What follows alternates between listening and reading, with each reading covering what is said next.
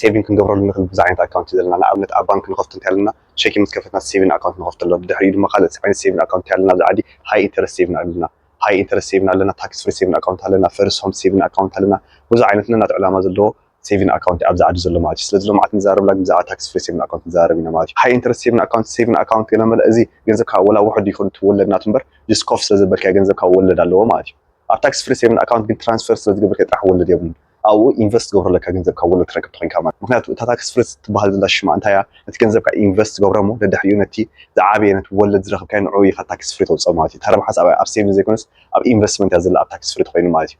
ገለገለ ሰባት እንታይ ገብሩ ዓመት ክልተ ዓመት ሙሉእ ኣብ ታክስ ፍሪ ሴቪንግ አካውንት ከፊቶም ፀንሑካ ግን ኢንቨስት ከይገብሮ ገንዘቦም ፀንሕካ ወላ ሓንቲ ወለድ ዘይብል ፀንሕካ ማለት እዩ ስለዚ ኩሉ ግዜ ኣብ ታክስ ፍሪ ሴቪንግ አካውንት ገንዘብና ኢንቨስት እንገብረልና ነምበር 1 ማለት እዩ ቀዳሚት ካልአይቲ ጌጋ ድማ መብዛሕትኡ ሰብ ዝገብራ እንታይ ሃላ ታክስ ፍሪ ሴቪንግ አካውንት ይኸፍት ንኣብነት ሎም ዓመት ሓደ ሰብ ምሽ ይመፅእ ዝውሃበካ ቦታ ንኣብነት ሎም ዓመት 7,000 ኣለና ቦታ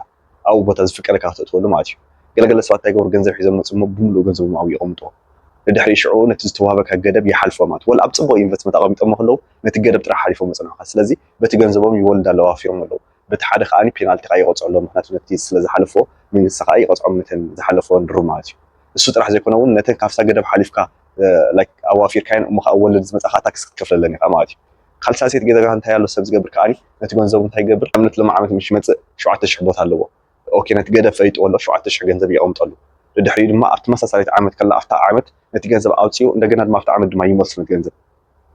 ስለዚ እቲ 7,000 ቦታ ሓንሳ ተጠቂምካ እንድሕር ኣውፅኢኻዮ እቲ ቦታ ንዓመት እዩ ዝምለሰልካ ስለዚ ኣብታ ዓመት እቲኣ ኣውፅኢኻ እንደገና ክትእትዎ የብልካን ገንዘብካ እሞ ኣብ ቦታ ትዝል ቦታ ኤክስትራ ተለካ ፅግን ይብሉ እቲ ቦታ ኦሬዲ መሊእካ ተነርካ ግን ንዓመት ኣፅበለካ ካልኣይ ግዜ ኮንትሪቢዩት ገብር ትኾንካ ኣብ ታክስ ፍሪ ሴቪንግ አካውንት ማለት እዩ ስለዚ ነን ሰለስተ ነገራት ኩሉ ግዜ ኣብዚ ክንጥንቀቕ ኣለና ኣብ ታክስ ፍሪ ሴቪንግ አካውንት ማለት እዩ